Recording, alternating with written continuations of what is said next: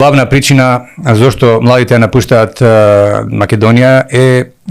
партизацијата на државата, односно затоа што ниту некој ги прашува за нешто нив,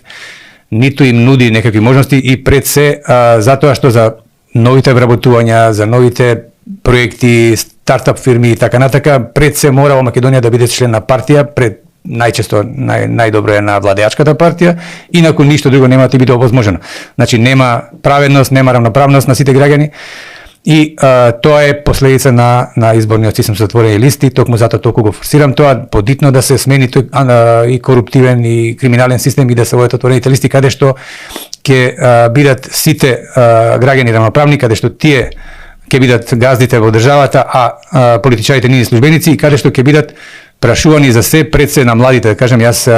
имам доста проекти, нормално тој проект може да се ние ќе работиме по принципот на отворените листи, иако се уште нема да бидат поведени. Значи тие ќе бидат прашувани за се, тие ќе бидат рамноправно застапувани,